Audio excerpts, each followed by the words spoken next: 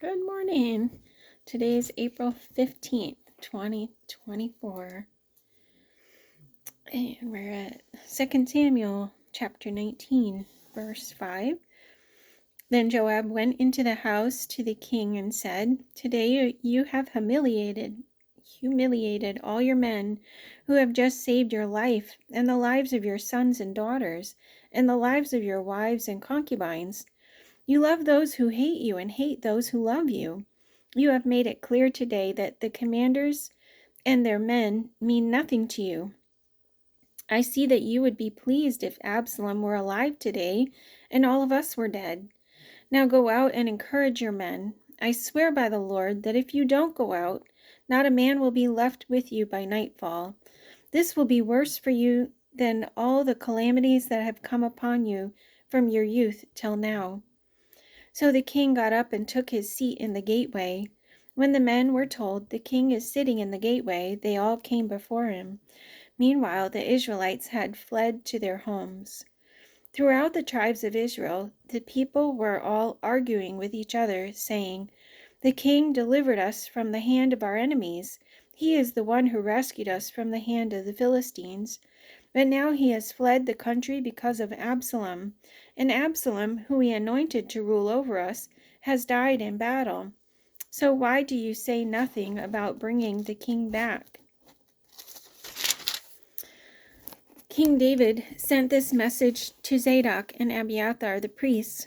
"Ask the elders of Judah, why should you be the last to bring the king back to his palace, since what is being said throughout Israel has reached the king at his quarters?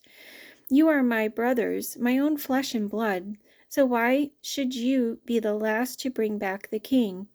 And say to Amasa, you are not my own flesh and blood. May God deal with me, be it ever so severely, if from now on you are not the commander of my army in place of Joab." He won over the hearts of all the men of Judah as though they were one man. They sent word to the king, "Return, you and all your men." Then the king returned and went as far as the Jordan. Now the men of Judah had come to Gilgal to go out and meet the king and bring him across the Jordan. Shimei, son of Gera the Benjamite from Bahurim, hurried down with the men of Judah to meet King David. With him were 1,000 Benjamites, along with Ziba, the steward of Saul's household, and his 15 sons and 20 servants. They rushed to the Jordan where the king was. They crossed at the ford to take the king's household over and to do whatever he wished. When Shimei, son of Gera, crossed the Jordan, he fell prostrate before the king and said to him, "May my lord not hold me guilty. Do not remember how your servant did wrong on the day my lord the king left Jerusalem. May the king put it out of his mind. For I, your servant, know that I have sinned. But today I have come here as the first of the whole house of Joseph to come down and meet my lord the king." Then Abishai, son of Zeruiah, said, "Shouldn't Shimei be put to death for this? He cursed the Lord's anointed." David replied, "What do you and I have in common, you sons of Zeruiah? This day you have become my adversaries. Should anyone be put to death in Israel today? Do I not know that today I am king over Israel?" So the king said to Shimei, "You shall not die." And the king promised him on oath. Mephibosheth, King Saul's grandson, also went down to meet the king. He had not taken care of his feet or trimmed his mustache or washed his clothes from the day the king left until the day he returned safely. When he came from Jerusalem to meet the king asked him, "Why didn't you go with me, Mephibosheth?" He said, "My lord the king, since I, your servant, am lame, I said, I will have my donkey saddled, and I will ride on it, so I can go with the king. But Ziba, my servant, betrayed me, and he has slandered your servant to my lord the king. My lord the king is like an angel of God, so do whatever pleases you. All my grandfather's descendants deserve nothing but death from my lord the king. But you gave your servant a place among those who eat at your table. So what right do I have to make any more appeals to the king?" The king said to him, "Why say more? I order you and Ziba to divide the fields." Mephibosheth said to the king, "Let him take everything, now that my lord the king has arrived home safely."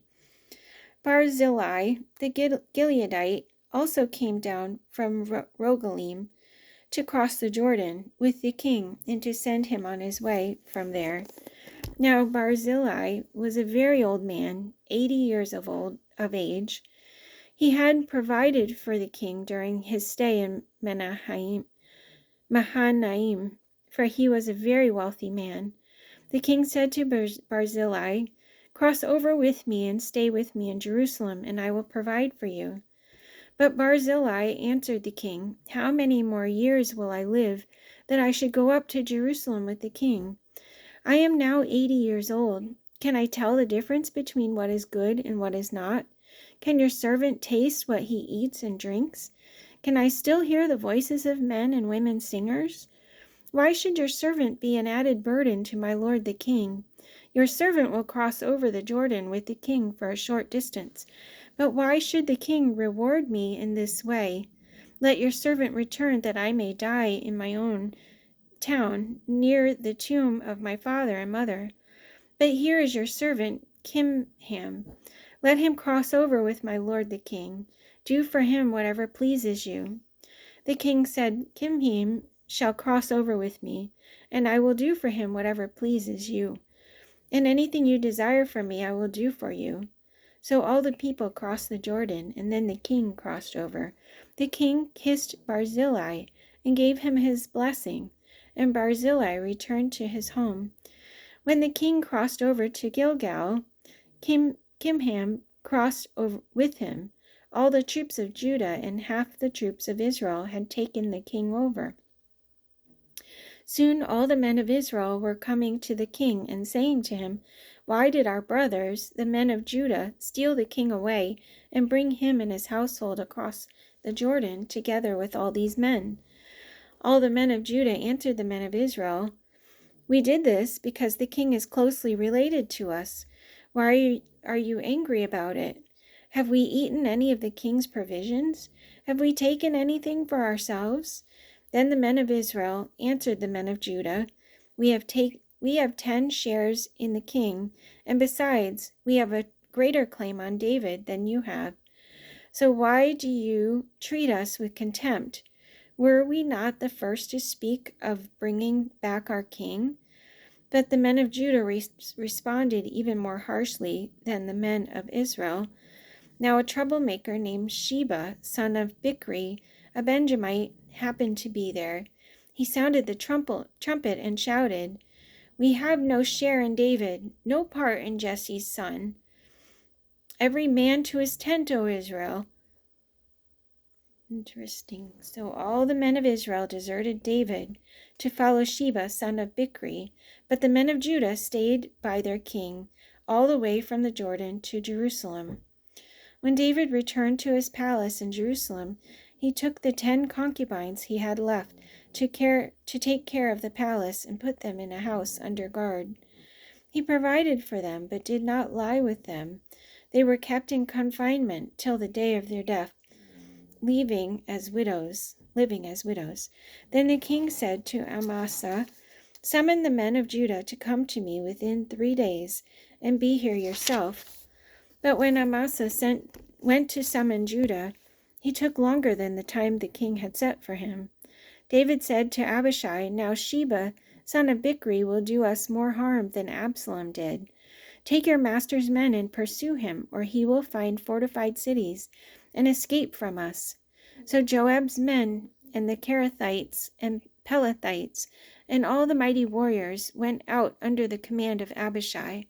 They marched out from Jerusalem to pursue Sheba, son of Bichri. While they were at the great rock in Gibeon, Amasa came to meet them. Joab was wearing his military tunic, and strapped over it at his waist was a belt with a dagger in its sheath. And as he stepped forward, it dropped out of its sheath. Joab said to Amasa, "How are you, my brother?" Then Joab took Amasa by the beard with his right hand to kiss him. Amasa was not on his guard against the dagger in Joab's hand, and Joab plunged it into his belly, and his intestines spilled out on the ground. Without being stabbed again, Amasa died.